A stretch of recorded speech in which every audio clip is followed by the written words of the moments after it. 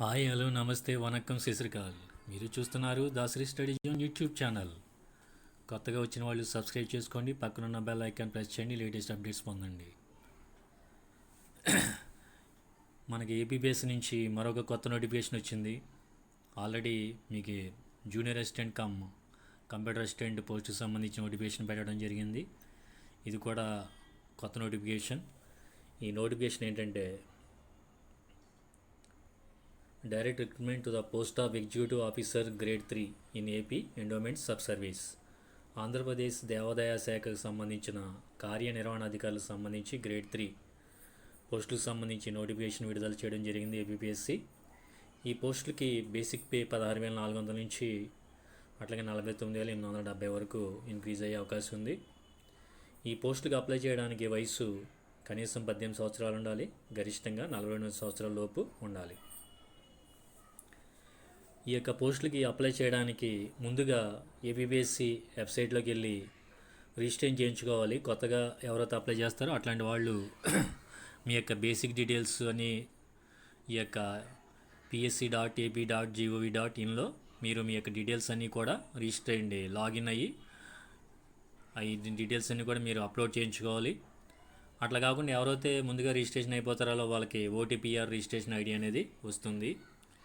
For example AP 1000412 like that అట్లా వస్తుంది.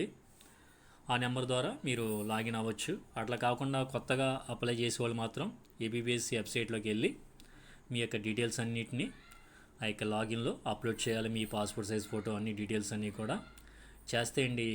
ఇప్పుడు ఈ ఎగ్జామ్ అని కదా, ఏపీబీఎస్సి కండక్ట్ చేసే ఏ ఎగ్జామ్కైనా మీరు అప్లై చేయాలంటే ముందుగా మీరు మీ యొక్క డీటెయిల్స్ని రిజిస్టర్ చేసుకోవాలన్నమాట. దాన్ని ఏమంటారంటే ఓటీపీఆర్ అంటారన్నమాట. మీరు చేయించుకున్న తర్వాత మీకు ఓటీపీఆర్ నెంబర్ అనేది వస్తుందన్నమాట. అప్పుడే మీరు అప్లై చేయడానికి అవకాశం ఉంటుందన్నమాట. అంటే ఓటీపీఆర్ అంటే ఏంటంటే వన్ టైం ప్రొఫైల్ రిజిస్ట్రేషన్ అన్నమాట. వన్ టైం ప్రొఫైల్ రిజిస్ట్రేషన్ అంటే మీ యొక్క పేరు, మీ యొక్క date of birth, me father పేరు, మదర్ పేరు, మీ యొక్క ఎడ్యుకేషనల్ క్వాలిఫికేషన్స్, మీరు ఎప్పుడు పాస్ అయ్యారు, మీ హాల్ టికెట్ నెంబరు అన్నీ కూడా దీంట్లో అప్లోడ్ చేసుకోవాలన్నమాట. మీకు ఏమైనా రిజర్వేషన్ ఉందా లేదా అట్లా ప్రతిదీ కూడా మనం అప్లోడ్ చేసుకుంటే మనకి ఒక రిజిస్ట్రేషన్ అనేది ఓటీపీఆర్ నెంబర్ అనేది వస్తుంది. దాని ద్వారా మనం అప్లై చేసుకోవచ్చు అన్నమాట. కాబట్టి ప్రతి ఒక్కరు కూడా ముందుగా రిజిస్ట్రేషన్ చేసుకోకపోతే రిజిస్ట్రేషన్ చేయించుకోండి.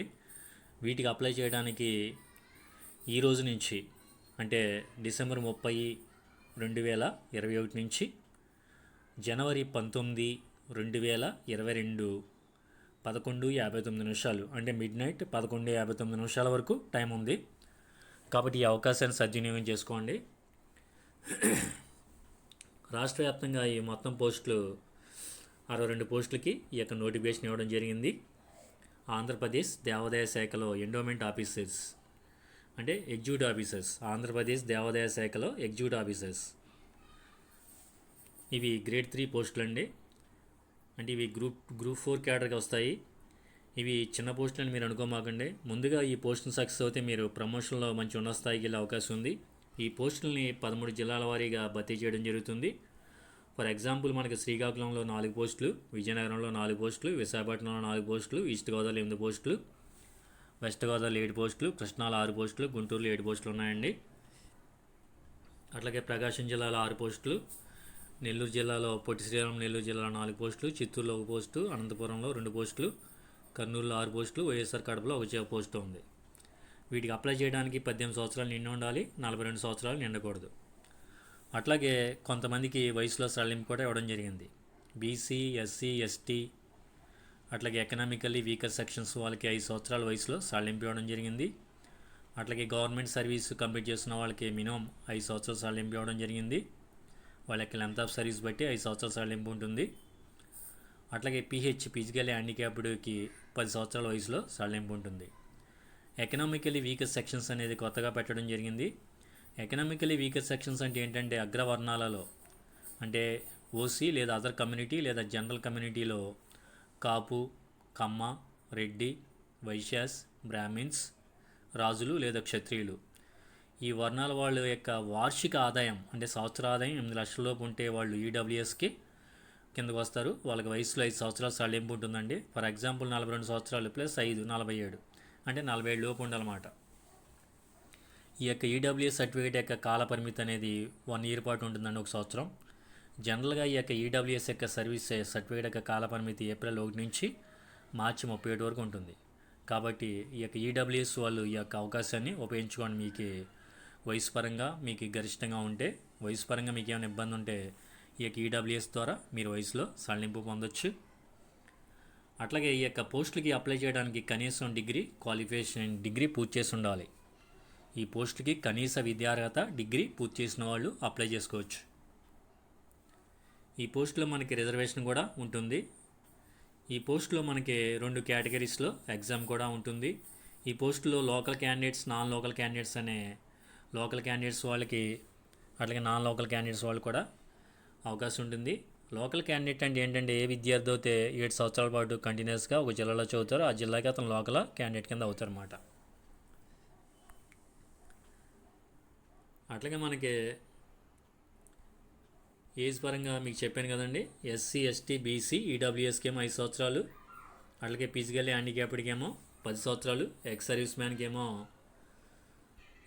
మ్యాన్ ఎన్ఎస్ఎస్ ఇన్స్ట్రక్టర్కి 5 ఇయర్స్, అట్లాగే స్టేట్ గవర్నమెంట్ ఎంప్లాయీస్కి 5 ఇయర్స్ వయసులో సడలింపు ఉంటుంది వాళ్ళ యొక్క లెంత్ ఆఫ్ సర్వీస్ బట్టి. అట్లాగే ఫీజు కూడా కట్టాలండి. ఫీజు కూడా కట్టిన తర్వాత ఈ యొక్క ఫీజు అనేది ఎట్లా ఉంటుందంటే,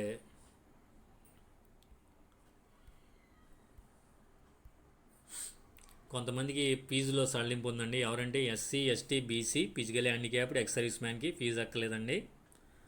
అట్లాగే ఎవరికైతే వైట్ రేషన్ కార్డు ఉంటుందో అట్లాంటి వాళ్ళు కూడా ఫీజు అక్కర్లేదండి. అట్లాగే ఎవరైతే నిరుద్యోగులు ఉంటారో వాళ్ళు కూడా ఫీజు అక్కర్లేదండి.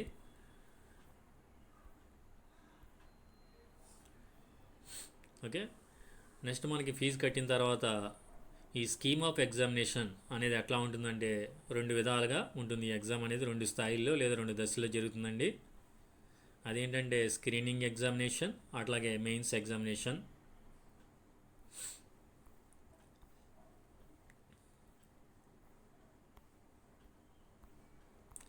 మనకి యొక్క పోస్టులకు సంబంధించి ఈ నోటిఫికేషన్ సంబంధించి మనకి వేకెన్సీలు గమనిస్తే ఇట్లా ఇవ్వడం జరిగిందండి. శ్రీకాకుళంలో ఎన్ని ఉన్నాయి, విజయనగరంలో ఎన్ని ఉన్నాయి, విశాఖపట్నంలో ఎన్ని ఉన్నాయి, east Godavari, west Godavari, Krishna district, Guntur, Prakasam, Nellore, Kadapa, Chittoor, Kurnool, Anantapur, అట్లాగా ఏ జిల్లాలో ఎన్ని పోస్టులు ఉన్నాయి, వాటిల్లో ఓసీకి ఎన్ని, బీసీఏకి ఎన్ని, ఓసీలో జనరల్కి ఎన్ని, ఉమెన్కి ఎన్ని, అట్లాగే లోకల్కి ఎన్ని, నాన్ లోకల్కి ఎన్ని అట్లా ఇవ్వడం జరిగింది. BCA, BCB, BCD, SC, ST, physically, VA అంటే విజువల్లీ హ్యాండిక్యాప్డ్ అంటే చూపు సరిగ్గా లేని వాళ్ళకి, అట్లాగే స్పోర్ట్స్ కోటా ఇట్లా ఇవ్వడం జరిగిందండి. ఇవి స్టేట్ వైడ్ 60 పోస్టులే.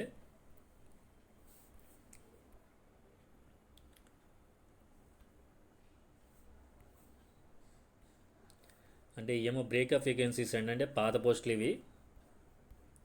పాత పోస్టులు కూడా మనకి కొన్ని ఉన్నాయండి. పాత పోస్టులు 13 పోస్టులు మిగిలిపోవడం జరిగింది. ఆ 13 పోస్టులు ప్లస్ కొత్త ఏమో 60 అండి, అంటే మొత్తం 73 పోస్టులకి నోటిఫికేషన్ మనకి వర్తిస్తుందండి. ఈ విషయాన్ని అందరూ కూడా అంటే పాత ఏమో 13 ఉన్నాయండి, ఈ ఏమో 47 కొత్త, మొత్తం కలిపి 60 పోస్టులకి నోటిఫికేషన్ ఇవ్వడం అనేది జరిగిందండి. మొత్తం 60 పోస్టులకి నోటిఫికేషన్ ఇవ్వడం జరిగింది.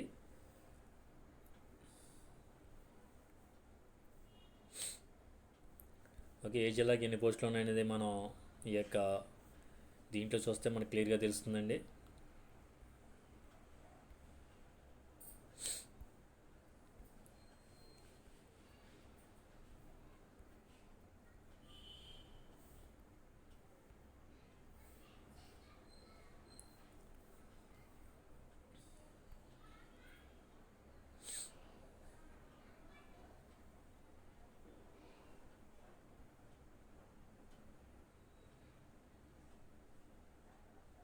ఓకే, లోకల్, నాన్ లోకల్ అట్లా ఇవ్వడం జరిగింది. ఈ యొక్క పోస్టులకి ఆంధ్రప్రదేశ్ దేవాదాయ శాఖలో కార్యనిర్వహణ అధికారులకు సంబంధించి ఎగ్జామినేషన్ అనేది 2 స్థాయిల్లో జరుగుతుంది. మొదటిది ఏంటంటే స్క్రీనింగ్ టెస్ట్, అంటే ప్రాథమిక పరీక్ష మాట. ఈ ప్రాథమిక పరీక్షలో నెగ్గిన వాళ్ళని లేదా క్వాలిఫై అయిన వాళ్ళని సుమారుగా 1:12 కానీ 1:15 ప్రాతిపదిక మీద, అంటే పోస్ట్కి 12 లేదా 15 మందిని వాళ్ళ యొక్క రిజర్వేషన్ ప్రాతిపదికగా, రోస్టర్ పాయింట్ ప్రాతిపదికగా మెయిన్స్ ఎగ్జామ్కి పిలవడం జరుగుతుంది. మెయిన్స్ ఎగ్జామ్ కూడా ఇది ఆబ్జెక్టివ్ టైప్లోనే ఉంటుంది, అంటే బహుళ ఐచ్ఛిక విధానం ABCDలు అట్లాగే ఉంటుంది. ఈ యొక్క స్క్రీనింగ్ టెస్ట్లో మనకి 2 సెక్షన్లు ఉంటాయండి. Section A, section B. Section ఏలో మనకి general studies and mental ability questions 50 ఉంటాయి. దానికి 50 నిమిషాలు టైము, 50 మార్కులు. అట్లాగే పేపర్లో section below Hindu philosophy and temple system మీద 100 క్వశ్చన్లు ఉంటాయి, 100 మార్కులు, 100 నిమిషాలు టైం ఉంటుంది. ఓవరాల్గా మనకి ఈ యొక్క స్క్రీనింగ్ టెస్ట్ ఎగ్జామ్ అనేది 150 మార్కులకి, 150 క్వశ్చన్లకి, 150 నిమిషాల టయానికి ఉంటుంది. ఇంకోటి ఏంటంటే నెగిటివ్ మార్కింగ్ కూడా ఉంటుందండి. కొత్తగా ఏపీపీఎస్సీ పెట్టిన విధానంలో భాగంగా 3 తప్పు ఆన్సర్లకి 1 మార్కుని తగ్గించడం జరుగుతుంది. కాబట్టి ఈ యొక్క నెగిటివ్ మార్కింగ్ ఉంది కాబట్టి ఈ ఆన్సర్ పడితే ఆన్సర్ పెట్టకూడదు. మనకి 50 వరకు 50 ఛాన్సెస్ మనకు కరెక్ట్గా తెలుసు అనుకుంటేనే మనం పెట్టాలి. ఎందుకంటే మనం పొందిన మార్క్స్లోంచి డిడక్ట్ చేయడం జరుగుతుంది. ఈ యొక్క స్క్రీనింగ్ టెస్ట్లో 2 సెక్షన్లు ఉంటాయని చెప్పాను కదండి. Section A, section B. Section ఏలో general studies and mental ability అనే పేపర్ ఉంటుంది. దీంట్లో సిలబస్లో భాగంగా మనకి current affairs, national and international ఇంపార్టెన్స్లో కరెంట్ అఫైర్స్ ఉంటాయండి. అంటే జాతీయ, అంతర్జాతీయ ప్రముఖమైన సంఘటనలు, అట్లాగే జాతీయ, అంతర్జాతీయ, అట్లాగే ప్రాంతీయ పరమైన కరెంట్ అఫైర్స్, అట్లాగే జనరల్ సైన్స్ పరంగా ముఖ్యమైన టాపిక్స్, అట్లాగే social, economical, political history of modern Indian ఇవన్నీ కూడా ఉంటాయండి.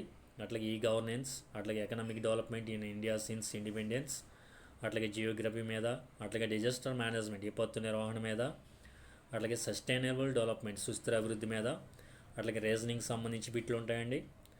అట్లాగే మనకి ఆంధ్రప్రదేశ్ పునర్వ్యవస్థీకరణ చట్టం సంబంధించిన దాని మీద కూడా బిట్లు ఆడడం జరుగుతుంది. నా యూట్యూబ్ ఛానల్ సంబంధించి వీడియోస్ అన్నీ కూడా ఉపయోగపడేటట్టు నేను పెట్టానండి. నా యూట్యూబ్ ఛానల్ మీరు చూడండి. మీరు చూస్తే దాంట్లో జనరల్ నాలెడ్జ్ సంబంధించి స్టాండర్డ్ జీకే బిట్స్, అట్లాగే ఇండియన్ హిస్టరీ సంబంధించి బిట్లు, అట్లాగే ఇండియన్ పాలిటిక్స్ సంబంధించిన బిట్లు అన్నీ కూడా ఇవ్వడం జరిగింది వీడియోస్లో. నా ఛానల్లో మీరు కాంపిటేటివ్ ఎగ్జామ్స్ వీడియోస్ అన్నీ కూడా జాగ్రత్తగా పరిశీలించి చూస్తే మీరు మ్యాక్సిమం స్కోర్ చేయవచ్చు. ఈ యొక్క స్క్రీనింగ్ టెస్ట్ తర్వాత మెయిన్స్ ఎగ్జామ్ ఉంటుందండి. మనకు స్క్రీనింగ్ టెస్ట్లో సెక్షన్ ఏలో general studies and mental ability అనేది ఉంటుందని చెప్పాను మీకు. సెక్షన్ బిలో స్క్రీనింగ్ టెస్ట్లో Hindu philosophy and temple system మీద బిట్స్ ఇవ్వడం జరుగుతుందండి. దీంట్లో మనకి రామాయణం గురించి, మహాభారతం గురించి, హిందూ పురాణాల గురించి, టెంపుల్ ఆగమాస్ గురించి, అట్లాగే వేద సంస్కృతి గురించి, అట్లాగే వివిధ రకాల తత్వాల గురించి, అట్లాగే హిందూ సమాజంలోని సామాజిక వ్యవస్థ గురించి ఇవ్వడం జరుగుతుందండి. ఈ మెయిన్ ఎగ్జామ్ సంబంధించి మనకి సిలబస్ ఎట్లా ఉంటుందంటే 2 పేపర్లు ఉంటాయండి మెయిన్ ఎగ్జామ్లో. అవి కూడా ఆబ్జెక్టివ్ టైప్లోనే ఉంటాయి. మొదటిది general studies and mental ability 150 మార్కులకి, టైము 150 నిమిషాలు, 150 క్వశ్చన్లు ఉంటాయండి. రెండో పేపర్ ఏంటంటే Hindu philosophy and temple system 150 క్వశ్చన్లు, 150 నిమిషాలు, 150 మార్కులు ఇవ్వడం జరుగుతుంది. ఈ మెయిన్స్ ఎగ్జామ్లో కూడా నెగిటివ్ మార్కింగ్ ఉంటుంది. 3 తప్పు ప్రశ్నలకి 1 మార్కుని తగ్గించడం జరుగుతుంది. కాబట్టి మనం చాలా జాగ్రత్తగా ఆలోచించి ఆన్సర్స్ టిక్ చేయాలండి. ఈ 2 కూడా మనకి అంటే డిగ్రీ స్థాయిలో ఈ 2 ఎగ్జామ్స్ కూడా కండక్ట్ చేయడం జరుగుతుంది. కాబట్టి ప్రతి ఒక్కరు కూడా జాగ్రత్తగా గమనించాలండి.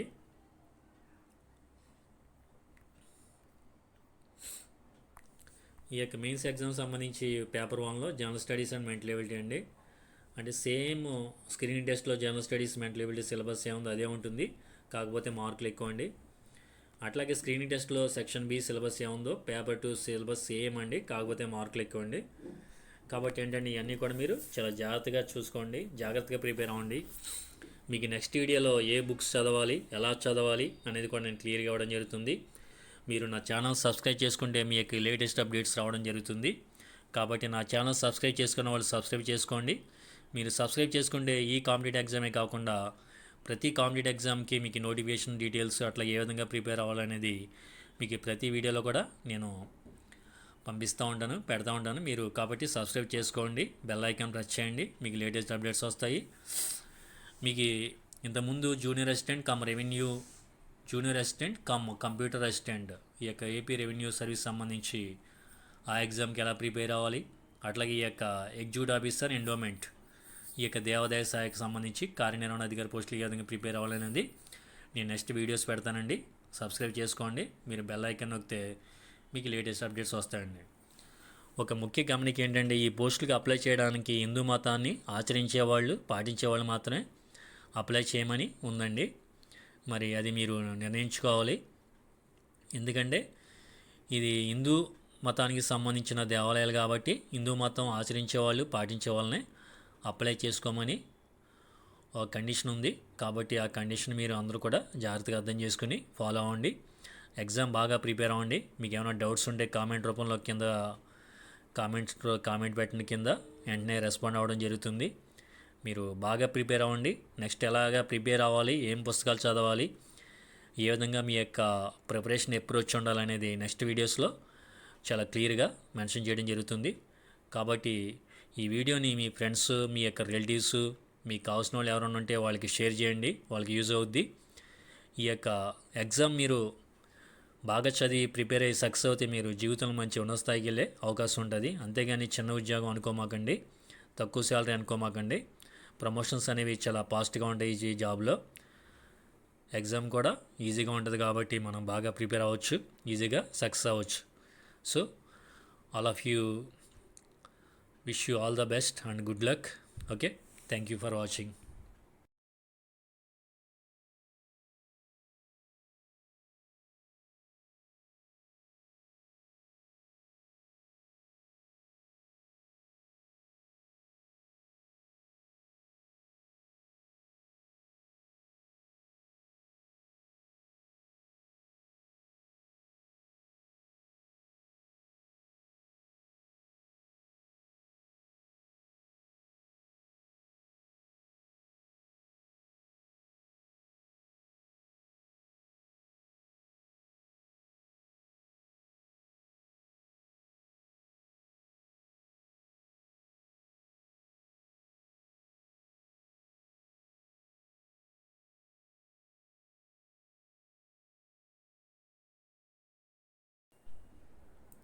ఈ పోస్ట్కి అప్లై చేయడానికి ఈ రోజు నుంచి జనవరి 19 వరకు ఉందండి.